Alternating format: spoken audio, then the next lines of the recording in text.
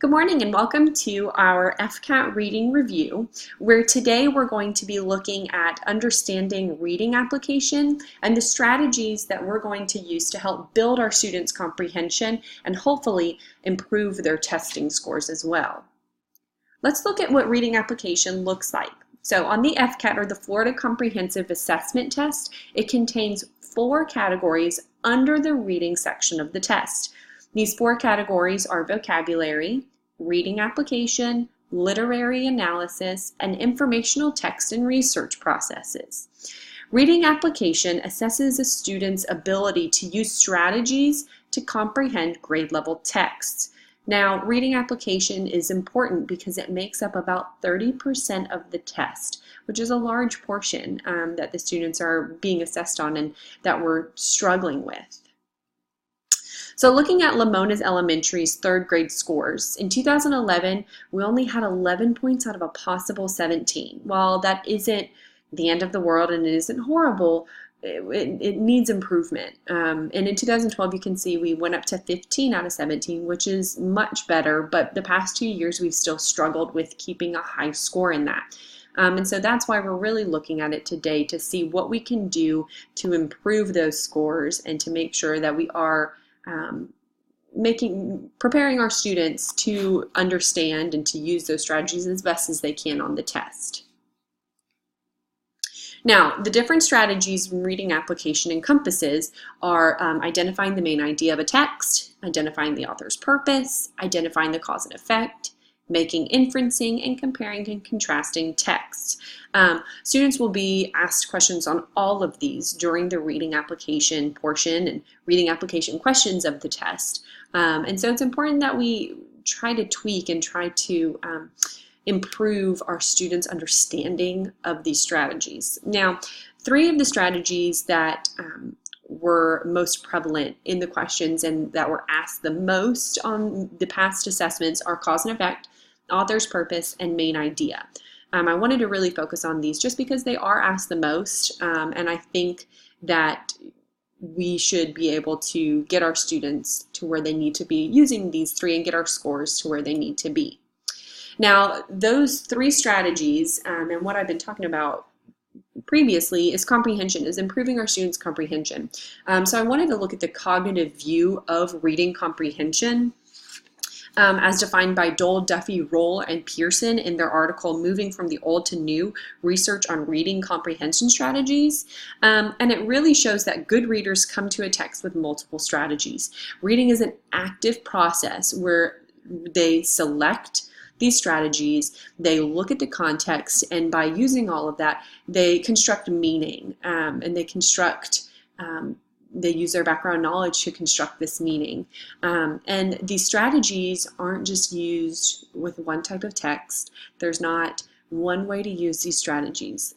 Students need to know how to use these strategies. They need to know when they should be using the strategies, and they need to know how to use these strategies with a variety of texts, with different genres, and with different levels, with different complexities of these texts. And so it's really important that we get these students to understand these strategies, not just knowing how to use them, but having that practice with the different genres. And so we're going to be looking at different activities and different strategies for that. So before we start, I wanted to kind of give you some goals for this presentation of what I hope that you will get out of this presentation. I want you to be familiar with each strategy and the steps that you can take to introduce the strategy to your students. I also want you to have ton of technological resources. It's one of the popular things is to have technology in your classroom and to use it as much as you can, because there's just so much out there online that you can use that will help improve your students understand these strategies. And so I have videos for you. I have Teachers by Teachers activities, online games, just a lot of stuff that you can use in your own classroom to help solidify your students' knowledge in these strategies.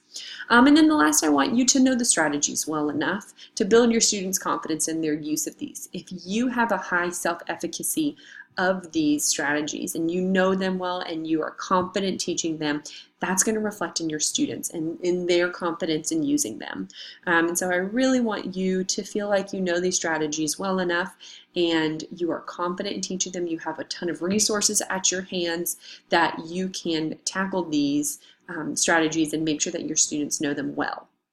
So let's move on to our first strategy, cause and effect. Now, at the beginning of each strategy, I have a video to play for you, and for some reason it's not working, so I'm going to have to wiggle my way around that. But these videos you can use in your classroom. You can use them to introduce a topic. You can use them to reinforce it. You can use it to motivate your students and to get them interested and get them actively participating. And so we're going to look at this first one about cause and effect, and it's actually a car commercial, and it shows you the different causes and effects that each of these little pieces do, and you're waiting to see what's going to happen at the end. You're waiting for that end effect, and it's just a really cool little video to get your students excited. All right, here's that video. I hope you enjoy.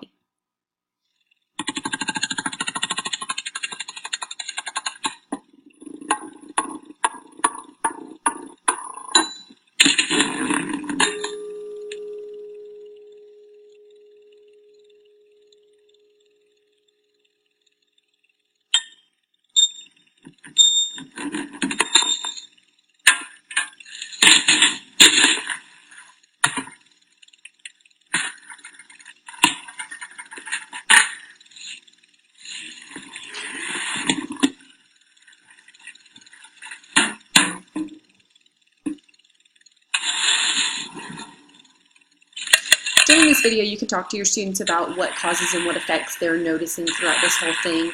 You can get them to infer what's going to happen at the end, what all of this is leading to. It's just a great video to show students and to kind of get them excited about identifying the different causes and effects in their own writing, in books that they're reading, and really in day-to-day events in their life, because there's cause and effects for everything.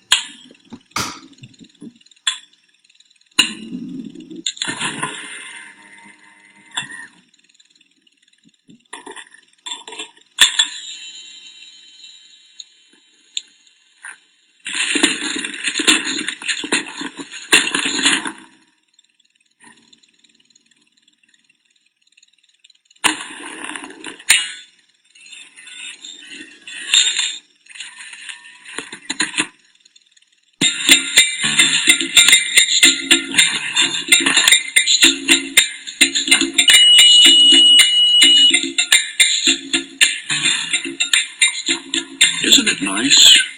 As you can see, the final thing that everything was leading up to was shutting that car trunk and it rolling off. And so it's just a fun way to get students interested and active and wanting to be active learners about cause and effect. So when students identify cause and effect relationships in a story, they're able to focus on two key elements of comprehension. Why is it happening in the story, and what's happening in the story? So what's going on and why that's happening. And it's just really important for students to be able to understand that, because if they can't identify what's happening in the story or why it's happening in the story, they're going to be completely lost, and they're not going to have any idea what's going on and why the characters are in this place or anything like that. So it's really important that they identify what's happening in the story and why that's happening. Now, there are two ways that you can teach students to identify the cause and effect in a text or in a story. The first one is teaching signal words. Cause and effect can be identified through words like because, since, as a result of, if, then. And so if you teach your students to be on the lookout for these words, they'll be able to understand, okay, where this word is, it's going to show me the cause and the effect, what's happening and why it's happening in the story, and they'll be able to understand it a little bit better. The second way to teach students is to help them identify the three types of cause and effect. You have stated, unstated, and sequential. And teaching your students these three types of cause and effect will really help them, especially when context or when their stories and when their passages are going to become a little bit more complex. With the stated, it's just like the signal words. Cause and effect uses signal words to show, what's happening in the story. It shows you with because, since, as a result of, if, then. So that's usually what younger students are going to see and be able to identify with. Unstated cause and effect requires students to make inferences. So it's not going to have because, since, as if. It's going to be a little bit more vague, but students can still identify it by making the inferences. Okay, well, this is happening, why, what's going to happen from this? What's going to happen from him doing this? Let me make that inference and see if I'm right, see if I'm wrong, and they'll be able to identify that effect later on if they're able to make those inferences. And then there's sequentials, and it's the effects part of a chain.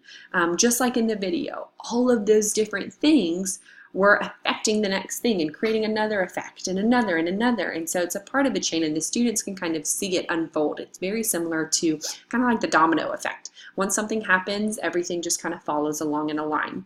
So teaching your students not only signal words, but the 3 types of cause and effects is really going to be able to give them enough information, enough support that they will find those.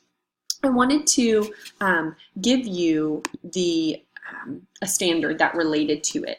So that's the Common Core, which describes the relationship between a series of historical events, science, ideas, concepts, or steps in a technical procedure in text using language that pertains to time, sequence, and cause and effect. So that's a word mouthful, goodness. So I narrowed it down to describe the relationship between cause and effect. So students are looking through historical events in science, in their stories, for the relationships of cause and effect. I think it's important that you all see that standard just to have as well. Now, with cause and effect, I think students should be able to identify an event that is responsible for the cause that resulted in that effect. Identifying the event that has the cause that created the effect will help create analytical thinkers. I think it's really important that they can identify that, because not only are they going to see that in books and in their texts for the rest of their lives, but they're going to see it in their daily lives as well, to be able to look at something and say, okay, well, what's going to come from this? What are my actions going to cause? And become analytical thinkers of not only what they're doing, but what other people are doing and how it's affecting them. Informational articles are great selections for teaching cause and effect relationships, because they provide explanations that have reasons. And so when introducing cause and effect for younger students or for older students, using informational text is wonderful. And science, every action has a reaction. And so it really is just a great structure to teach cause and effect in. Now I wanted to give you guys an example or an activity that you can use that's super simple, really cheap, but really gets the point across, and it's kind of fun, and the students can be themselves. So all you need is a brown paper bag, those little lunch bags, writing paper for your students, and a pencil or a pen. Now, what you'll do before the lesson is you're going to cut up strips of paper, and you're going to write either a cause or an effect on that piece of paper. And you're going to fold them up and put them in the bag. You're going to shuffle up the bag, and students are going to reach in and pull one out.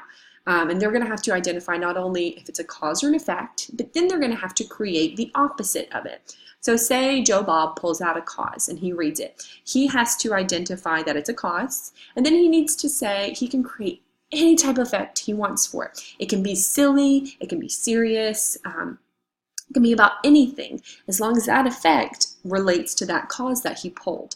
And so this is a really fun way for students to get excited about reading, be themselves, have some fun with it, and it's really cheap and really easy.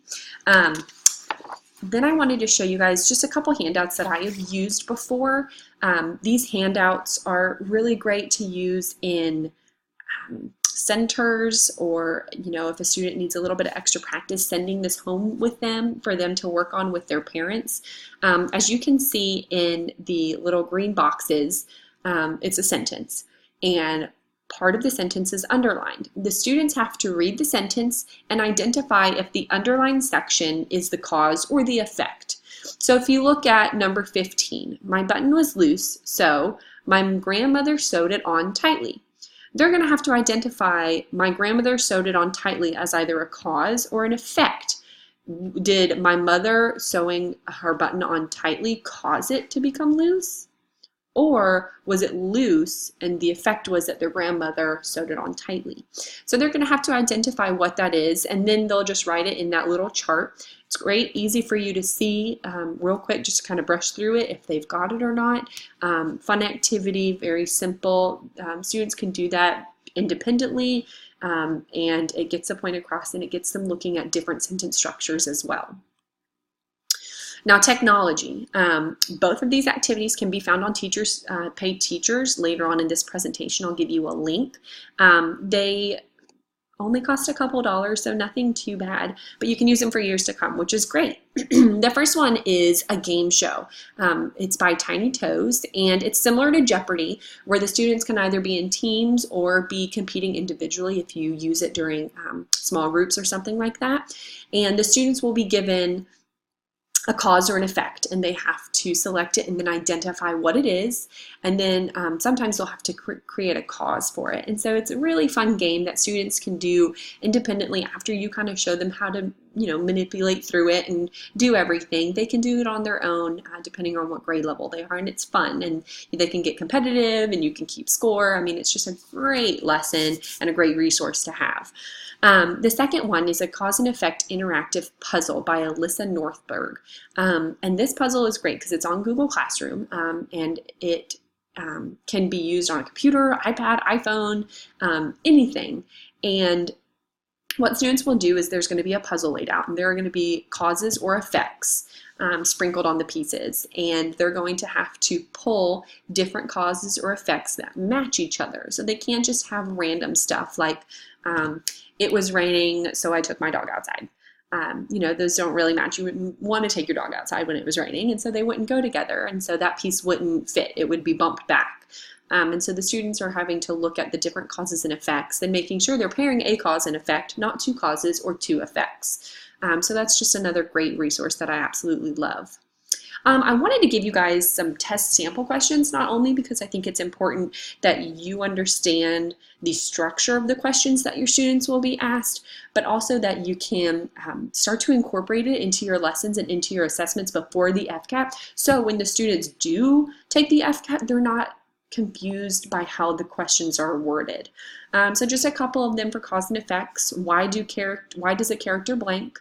What caused blank to blank? What happens to blank when blank? You get the idea. So I just wanted to give you guys a couple of sample questions so you could anticipate what would be on the coming FCAT. So now we're going to move on to our second strategy, author's purpose. The video I have for you to kind of introduce author's purpose, you wouldn't really use with your students unless you were teaching older students that kind of were familiar with these books. But it's a great strategy for you and a great resource for you because it breaks up the author's purpose, which can either be to persuade, to inform, or to entertain. And it breaks it up and it gives you examples of books that can fall into each of those categories. And so I just think it's a wonderful resource to have for you, because I know sometimes it's difficult to look at a book and say, well, this could be persuade, it could be inform, not really sure which category it would go under. So let's watch.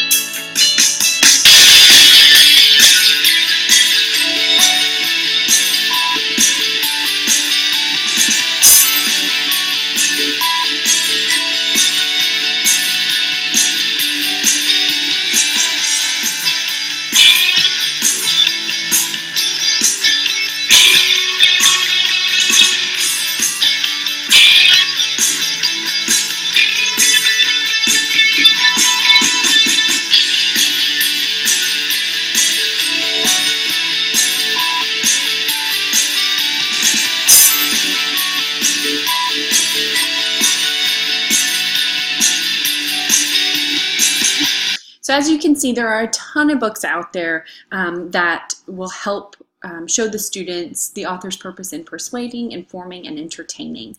Now, as you saw, it says PIE, and that's a very popular acronym to use since, persuasive, inform, and entertain. And it's, parts of a story. It's pieces of a story. And it's, why the author is writing. So identifying the author's purpose matters because it's not only why the author wrote the story, but how the author wrote the story, and it tunes us into what we should know by the end of the text. If we're reading a story and we're thinking it is trying to persuade us, but it's really informing us, we're going to be a little confused at, the vocabulary that they use, and we're going to be confused at the end of it, like what's going on. Or if it's to inform us and we think it's persuading us, we could think that something is wrong there. You would get confused, or if it's to entertain but it's persuading you, at the end of it you could think something completely wrong. And so really understanding that we need to know how the author wrote it is important. Now, there are 3 strategies that effective readers use when identifying the author's purpose, and it's to look at the title, look at the pictures, and look at the first sentence. Now, with the title, first we're going to read it. Most often the title is realistic and gives some idea of factual information or explanation, or it's going to be something silly like Knuffle Bunny, or it's going to say, whales and their migration. It's going to give us a good picture about what that story is going to be about, or what the book is going to be about, to either persuade you, to inform you, or to entertain you. The other strategy is to look at the pictures. So they could be realistic pictures of the whales migrating through the ocean, eating krill, doing what whales do. Or it could be of a cartoon child carrying a bunny around and losing it in a park or something like that, and it's to entertain, and you see the child is drawn with big tears coming out, and it's to entertain you. So looking at those pictures and trying to identify, even with persuading, I've noticed that students pick up on if there's a person with a thumbs up. And so if someone's like, yeah, this is the #1 vacuum cleaner in the world, it's the greatest, it'll pick up anything and everything, the student will look at that picture and notice they have a thumbs up. And so they might see, hey, this person's trying to persuade me. They have a thumbs up, but my mom had that vacuum and it was horrible and it broke within the 2nd day. So I know this person is trying to persuade me, and this is a persuasive text. So looking at the pictures is really important. And then the last one is to look at the first sentence. We look for specific vocabulary that they're using. We look at, if it's giving vocabulary for whales, if it's talking about the krill and it's the teeth, and different vocabulary that it uses compared to persuading. #1 in the world is completely different vocabulary than we're talking about whales. And so really looking at those first sentences and looking at the words that they're using is a great way to help them identify the author's purpose.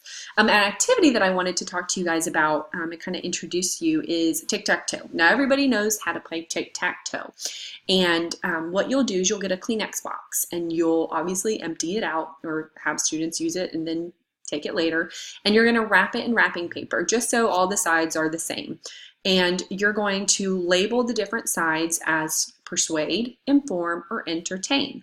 Now you're going to get a big poster and you're going to create the little tic-tac-toe chart, and in each of those you're going to put a book that you have read and talked about relating to author's purpose, so the students are familiar with what the story is. Sometimes you can even add a picture of the book or have the books in that center as well near that board game, just so they can kind of refer to it. So what the students will do is they're going to roll the dice, and whatever it lands on, if it's persuade, inform, or entertain, they're going to look at their tic-tac-toe chart and try to figure out and point out which one of those books is to persuade.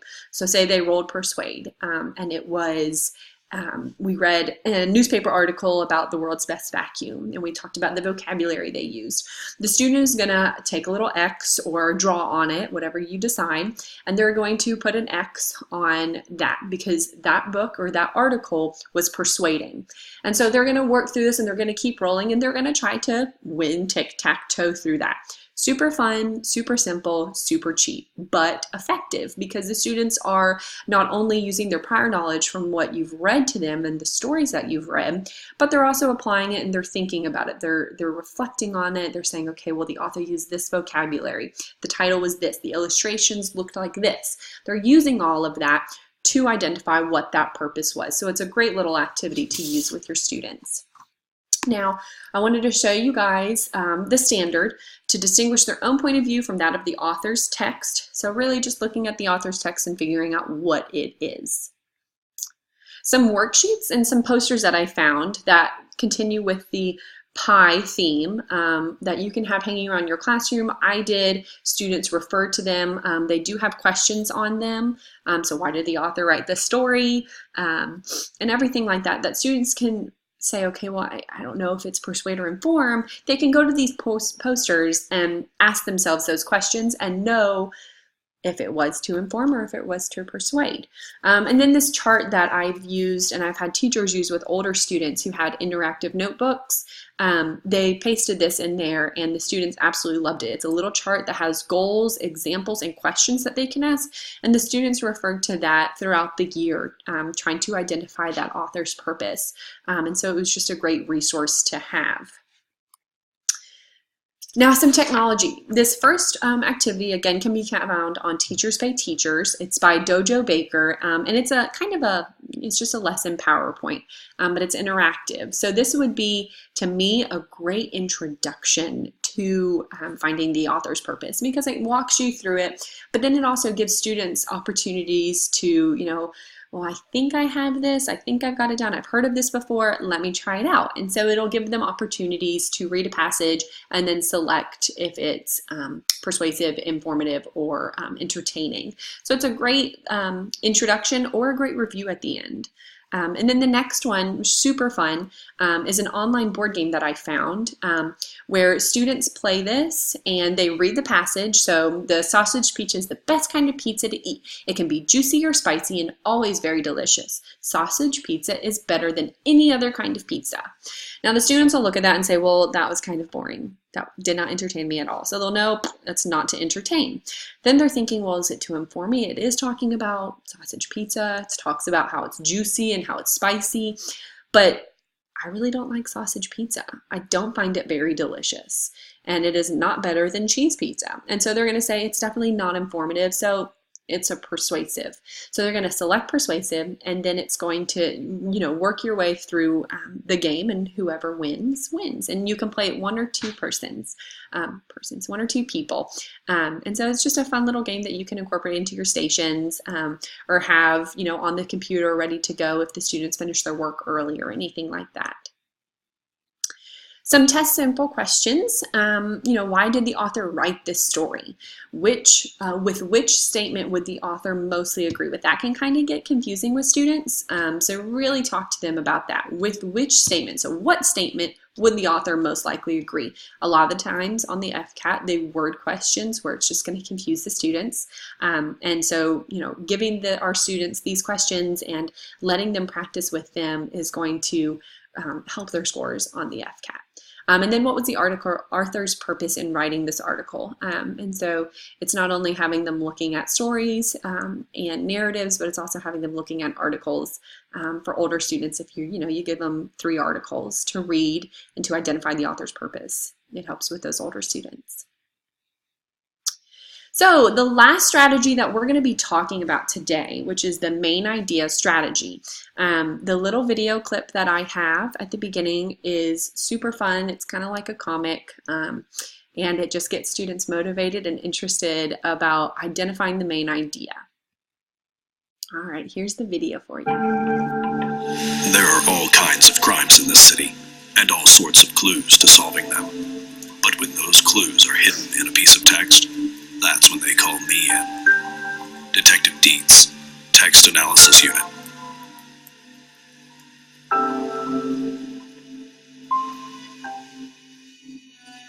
It's back here, Detective, by the freezer. Someone smashed this freezer door and took a bunch of the fish inside. Did they take anything else? We're checking, but it looks like this freezer was the only one they hit. All right. Where is it? Where is what? The text. That's why I'm here, isn't it? Oh yeah, the paper. It's over here. It's pretty crumpled up, so I didn't think it was anything. But Penny over there thought we should call you. Can you make anything out? It looks like it's about penguins. We'll check the details to see if that's the main topic. Smaller penguin species of the Antarctic primarily feed on krill and squid. Species found farther north tend to eat fish. Adelie feed primarily on small krill, while chinstraps forage for large krill. Emperor and king mainly eat fish and squid. None are capable of flight. Here are some species names: Adelie, chinstraps, emperor, and king. And we know none of these species are able to fly. These details pretty much confirm the main topic. What is it? What's the main topic? Penguins. I just said penguins.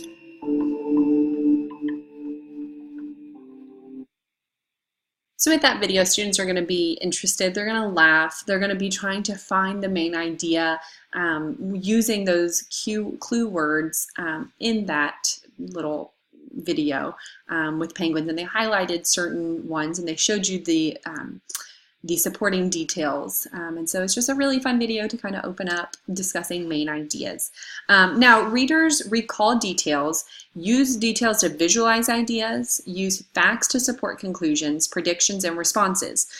So with the main idea, it's the most important element of the text, and it is supported by those supported details. Students need to understand that those details are important for identifying the main idea, and if they can't identify the main idea, they need to look at what those details have in common and hopefully be able to guess from those. Now, some strategies and how to teach it are to tell the students that when you're reading, to look for the who or the what of the story is about. So if the students can identify who or what the story is about, they're going to be able to identify the main idea a little bit easier. Then you're going to have your students identify the most important thing about the who or the what the passage or the story was about. So not only do they need to find out who or what the story is about, but what's happening, what is happening to that who or what, and that's going to help build their knowledge of the main idea and help them come closer to what's happening in that story. Now, once they found the main idea, they need to prove it. They need to write those reasons down. They need to, verbally tell you the supporting details. So not only do you need to find the main idea, but you also have to find those supporting details and prove that that's the main idea. Because if you can't prove that's the main idea with the details, then that's not going to be the main idea.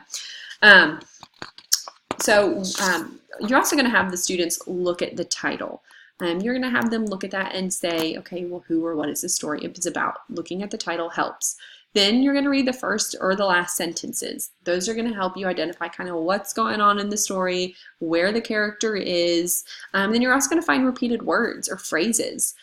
So in the video that we watched, it kept talking about the different types of penguins, the chinstrap and the king. And so, kind of repeated those words. And so the students are going to say, okay, well, it keeps talking about these types of penguins.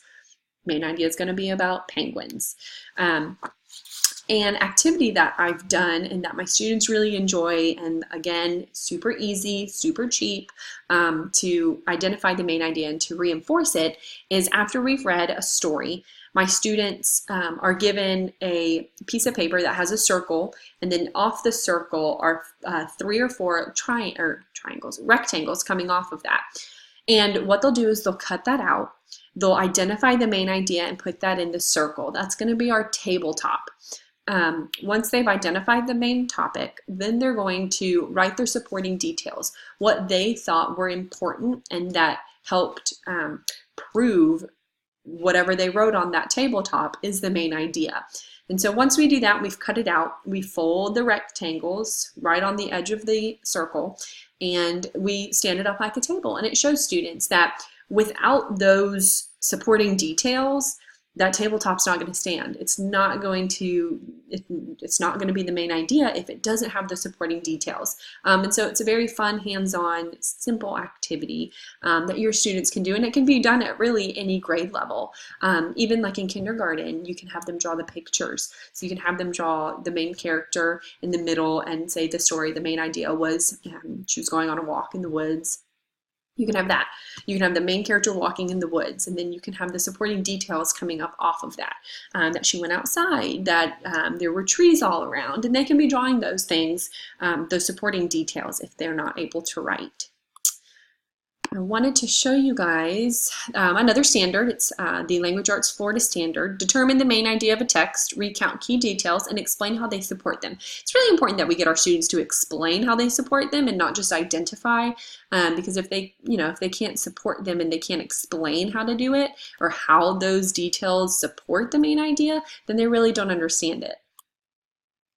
A couple worksheets that I have used before, the main idea puzzle and the think you know the main idea, prove it. I love that one, the prove it one, because sometimes my students will tell me the main idea and I'm like, I don't believe you.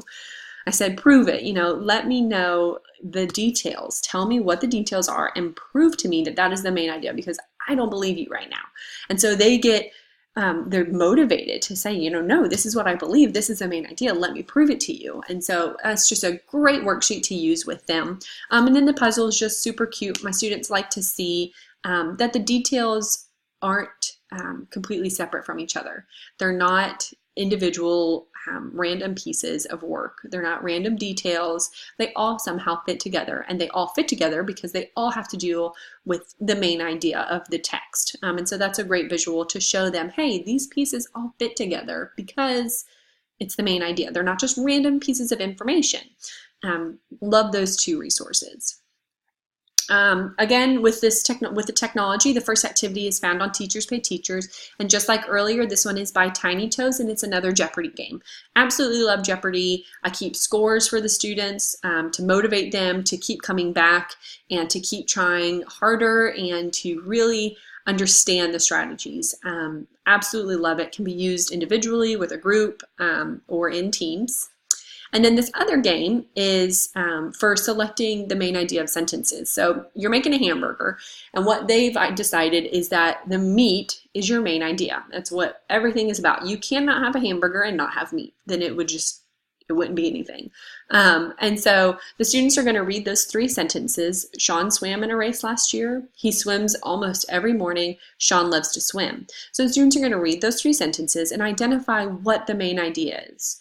What do all of these have in common? So they're going to say, well, Sean loves to swim. Why? Because he swam in a race last year and he swims almost every morning. So we're going to drag that over underneath the lettuce, cheese, and tomato, and it's going to, and if it's correct, it's going to pop up as the meat, and the sandwich will combine. I'm showing you that yes, that is correct. You have made a hamburger with the meat.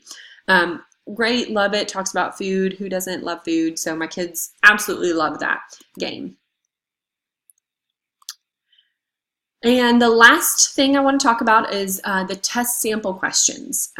So these could be used on your assessments. These can just be discussion questions that you use with your students after reading a story. So which sentence best tells the article's story about, the article or story is about? Or what word best describes this? Now you're going to get a ton of answers for that, and it's just so cool to see the unique viewpoints that your students have on stories and what word that they come up with. But my all-time favorite question is, if the article or story needed a new title, which would be best? Wonderful, wonderful answers from students that can be very specific to the main idea, that basically just tell you the main idea, to small phrases or sounds that repeat throughout the story. I mean, it's just incredible what they can come up with that question, and it's just so fun to see what they come up with. So I hope you can use those questions in your discussions and throughout the year so your students are prepared to use them on the test. So let's review. So we're going to, there it goes. We're going to talk about what I've introduced during this presentation, just kind of outline everything and make sure that you've got down anything and everything that you need. So the main topic of this presentation was reading application. And when looking through our past scores, I noticed a trend in the fact that our reading application scores for our third grade students for the past 4 years were low, and they were the lowest out of the 4 categories. And so I thought that we needed to really look at that and look at the strategies and what we can do as teachers to improve our students' scores, because it starts with us. It starts with us teaching well, having the self-efficacy to get our students' scores up to where they need to.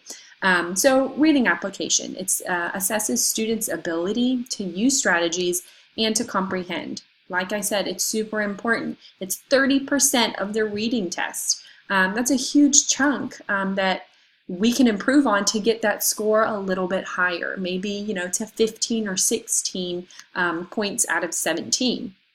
I then moved on to looking at the cognitive comprehension theory that Dole et al. Described in their article. And they talked about how readers are active participants in by using a variety of strategies and a variety of texts, and that it's so important that students not only know what a strategy is, because if we just give a student a strategy and we say, here you go, this is how you use it, have fun with it, they're not going to be able to apply it to different texts. They're not going to be able to apply it to more complex texts, and they're just going to get lost, and they're not going to enjoy using that strategy to help them learn, because they're not using it correctly, most likely, if we just give it to them and say, here you go. And so as teachers, we need to give our students strategies, but we need to give them opportunities and a variety of texts and a variety of genres and a variety of level complexities so that they are comfortable using them with anything.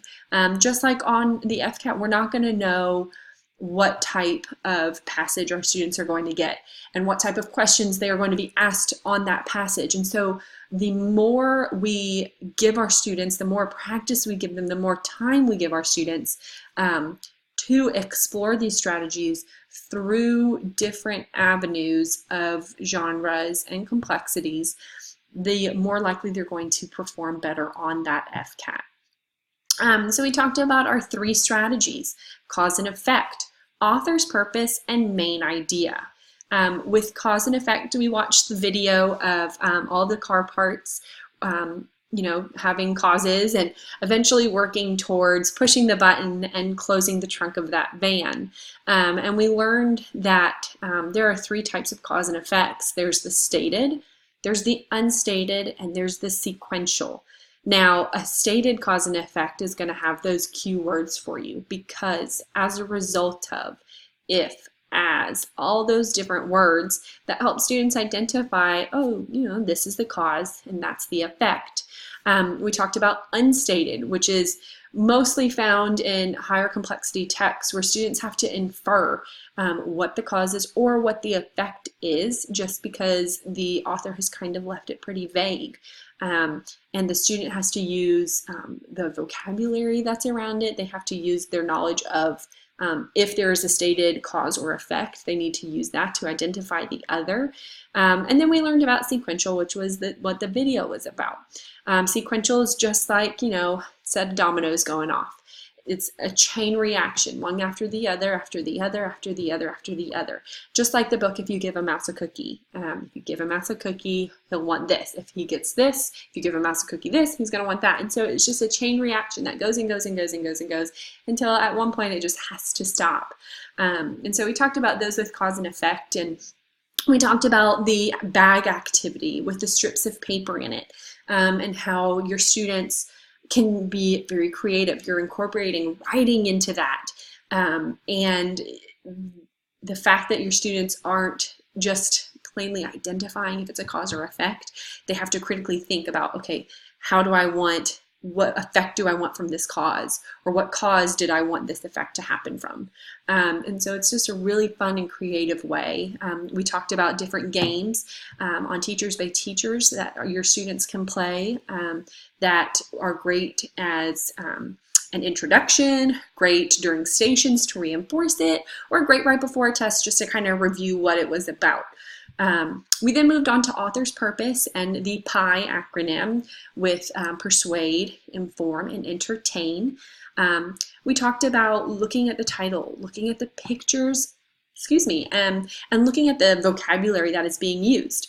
If a student can look at a picture, or look at the cover of a page, and look at the title as well and say, okay, well, this title is titled Cats, or All About Cats, and there's a picture of 100 cats sitting on the floor. The student can look at that and say, okay, well, this is real pictures of cats. The title says All About Cats. Most likely, it's going to be to inform me. It's going to tell me everything I need to know about cats. If a student looks at an article and it's talking about the best lip gloss that there is out there, and it talks to you about how it smooths your skin, how it stays on all day, and all these types of things, but the student's like, no, I've tried that before and it was horrible. They can say, that's trying to inform me, or trying to persuade me. I need to not think about that. I need to know that that's not right. That's not informing me of what is correct. That's a persuasive author's purpose. And we talked about that. The activity we talked about was the tic-tac-toe activity, and how, again, super simple, super cheap. I love it.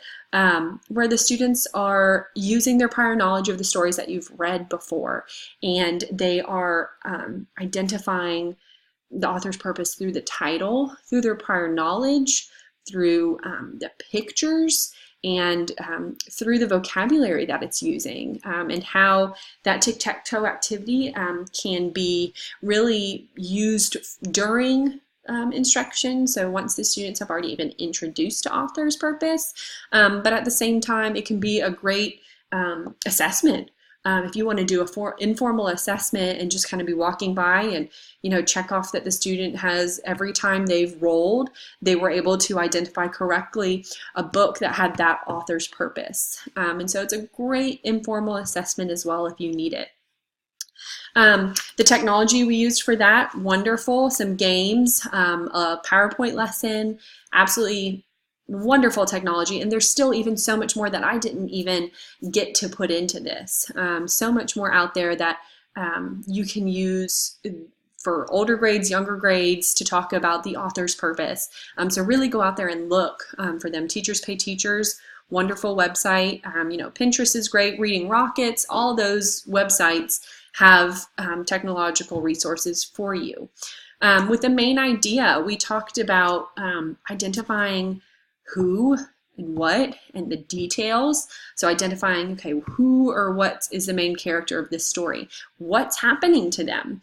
Usually, if you know the main character and you know what's happening to them, you have a good idea of what the main idea is. And then we talked about details and how important details are, and how important it is to stress to students the impact that details have on the main idea.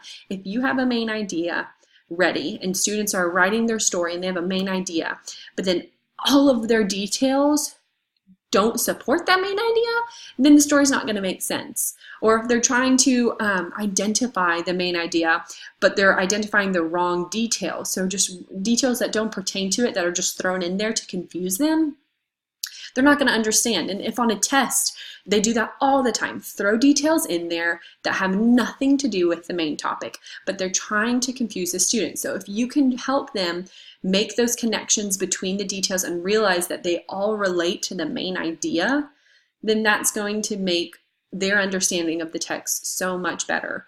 And we talked about the tabletop little activity that we did, where tabletop is the main idea and the legs are the supporting details. We talked about the different strategy or the different technologies that are out there. The little game with a hamburger, like I said, who doesn't love food? Only if we could eat it while we played it. And the importance of understanding the main idea to move on and to understand the rest of the story. Because if you don't know what the story is mostly about, you're not going to understand the story at all. And then I just want to talk to you about the overall importance for teaching comprehension strategies. Teaching comprehension strategies and the skills not only help with subjects that the students are in right now, but it's going to help their personal and professional lives throughout. If students cannot understand what an employer wants of them through written directions or through an email, then they're not going to perform as well as they should. And so it's important that we teach these strategies, but that we teach them well for them to be long-term strategies that our students will use for the rest of their lives. If we don't teach them well now, our students are going to use them well, which could hurt them in the long run. And not only will comprehension strategies help students answer the questions that's being asked of them on the FCAT, but we know all too well students can get confused with the directions that they are being asked. If the students don't understand the directions for a passage or don't understand what they're supposed to answer, then they're going to miss that question. And the reading strategies and the comprehension strategies that we teach through other strategies that we teach will help them understand what's being asked of them, which can make a huge difference while taking the FCAT. I wanted to read a quote from Danielle McNarma, and she said, "Strategies are essential, not only to successfully comprehend, but to overcome reading problems and become a better reader." It is so important that we use these strategies ourselves. We teach our students these strategies, and we have the self-efficacy and feel confident in these strategies. So hopefully through this presentation and showing you different resources, different technological resources, giving you example activities, showing you the steps and the different types of these strategies, you feel more confident in teaching these. You feel as though you can take these strategies head on. You have multiple ideas already, hopefully written down, that you can use in your classroom and that you are excited and passionate to use, so your students become excited and passionate as well. I wanted to show you the last little slide on here, which is the links to all those technology resources. You have the cause and effect interactive game, you have the puzzle on there, you have the Smartboard lesson, that PowerPoint, and you also have the other main idea Jeopardy game. All of those have links right there. I will leave this up for you at the end. If you wanted to copy those down, like I said, they're all fairly inexpensive. The activities I told you about, practically free if you have all that stuff sitting around at home. And it's really going to improve your students' knowledge of these strategies, and hopefully with this, with your self-efficacy and reflecting that onto your students, with them getting motivated, we will be able to not only improve their comprehension strategies, but to also raise these scores for the FCAT for next year. And hopefully we're going to be higher than a 13 out of 17. Our goal is to reach a 16 this coming year. So hopefully we'll have that down, and this PowerPoint or this presentation helped you out today. Thank you so much.